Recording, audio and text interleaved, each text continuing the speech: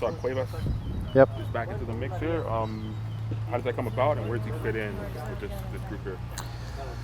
Yeah, it's been an ongoing discussion. That he would have desired to come back, and that we never wanted him to leave to begin with, because we liked his game and we liked his trajectory. So it's just an opportunity that makes sense for everybody on all sides to bring him in, and he gives us, again, more depth, more competition, more future, more different things inside the position. He and Lucas are obviously both pretty young guys, so that gives us two guys that we can look into the future for. Kelv gives us some immediate veteran presence, but we can use Kelv in different ways. He's a hybrid of can be a third center back sometimes when we use him in that way. He can do some different things. So it's flexibility, and it's a guy that he's one of ours that we never really wanted him to leave in the first place. And so he's gained some experience. He's seen the world in a different way. He's seen the game in a different way, and now he comes back. But he's going to be involved in the under-20 tournament before he actually really is probably fully on with us, so he's got a little business to take care of first. Do you see him as a center back, or is he one of the guys who can get on the wing and get up? Or? No, he's a fullback. I see Mauricio as a right back. He can also play on the left side. He's done that with the under-20s. He's pretty versatile in that way. Again, he's in the similar mold to Lucas in that you can tuck him inside. He's not necessarily a flyer up and down the line, but he's a very good soccer player in terms of out of possession, good timing in his movements forward. So again, there's a little bit of a trend and a mold with fullbacks that we've added here in the last little stretch that we feel like they're good, competent, reliable outside backs that can do a great job for us. The search for the piece on the wing didn't, I guess, materialize. There was talk of the team going after Paul Areola. Confirm that at all? Or? Yeah, as I said to you, there was a lot of. I went through the list of players that we were looking at, communicating with, clubs that we had spoken to. We were very, very particular in many ways and didn't want to settle, and wanted somebody who could really come in and who we felt could really take our team to a different level if that was the case.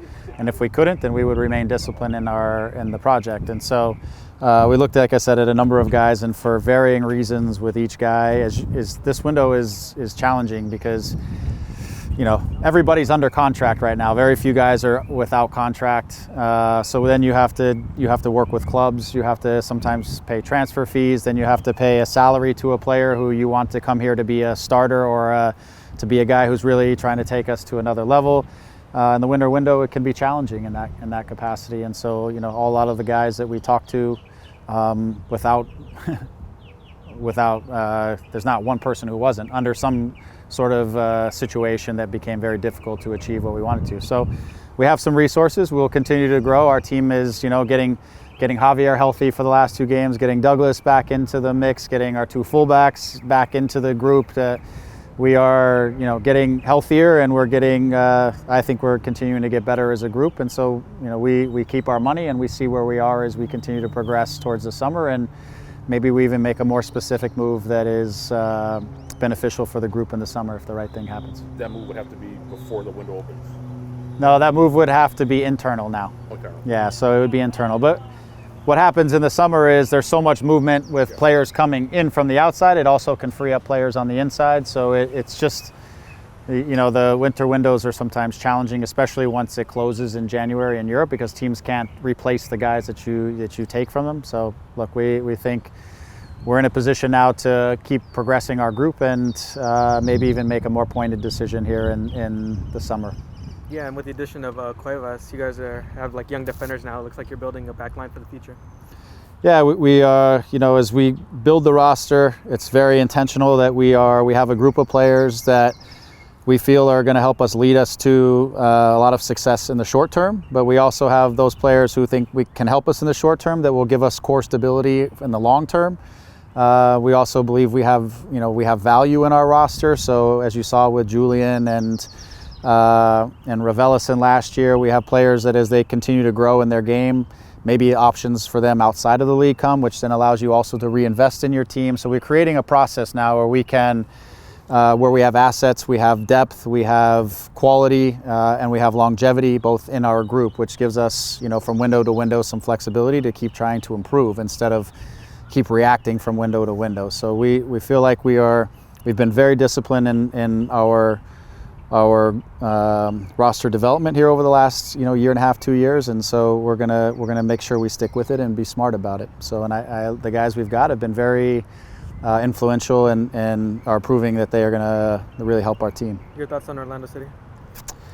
Yeah, every team that Oscar coaches, and I used to play with Oscar, is hard to play against. They're feisty, they're just combative, they're difficult to play against, and so it's no surprise that his team now is. They've had some injury issues and they're going through some of the challenges that teams go through, like us, at the beginning of seasons. So they're trying to find some stability with things, but no matter what, when you go to Orlando, it's always going to be a hard game. And so they've varied a little bit their shape. They've played 5 in the back, they've played 4 in the back, they've done different things. So we're not really sure what they'll do from that side of things, but you're always guaranteed to have that he's going to have good players and they're going to be combative. And so we've got to try to be smart and focus on ourselves and try to, again, I thought this weekend we closed some of the gaps that we had been seeing in games prior, and if we continue to close those gaps, continue to become more efficient in our final actions, then we're going to create margins that are more favorable for us in terms of getting results week in and week out. So I think we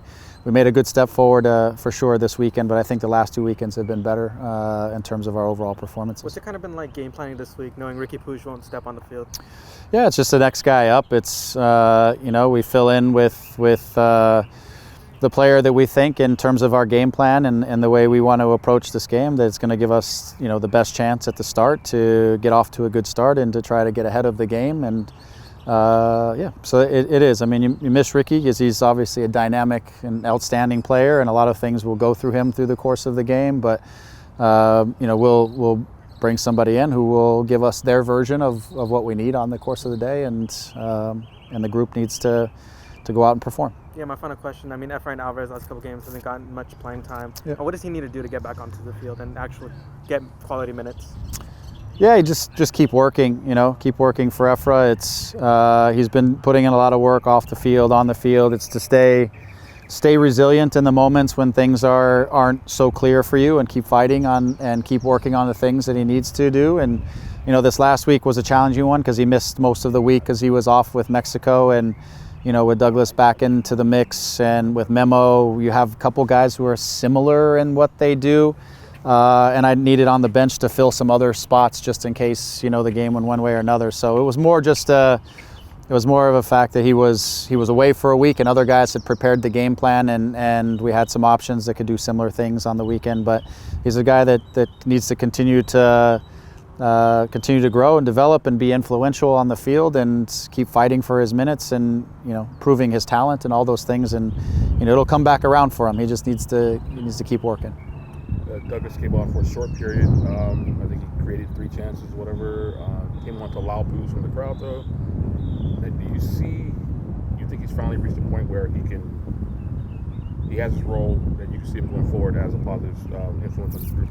I do. It's been unfortunate that he got injured in preseason, but I think for what it's worth, he used the time from when he was injured to when he came back.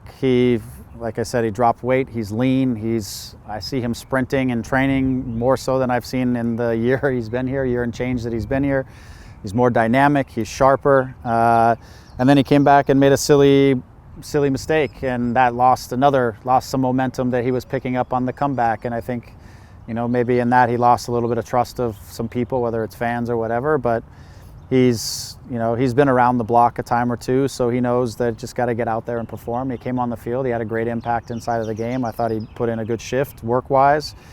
And he knows that, that's what he's just got to do, game in and game out, is put in the proper shift, and his talent will take care of itself. He needs to be dynamic without the ball sometimes, which I've seen more of him, that, like I said, in this last stretch than I've seen from him in a year. So I have a lot of confidence that he's going to play an important role in what we're doing, and getting him settled into a rhythm within the group is going to help him as well. But he likes the players. I have a good relationship with him. Like, I do believe that he wants to be successful within this group and wants the group to be successful. And if that's your starting point, then with his talent, you have an opportunity to really help out.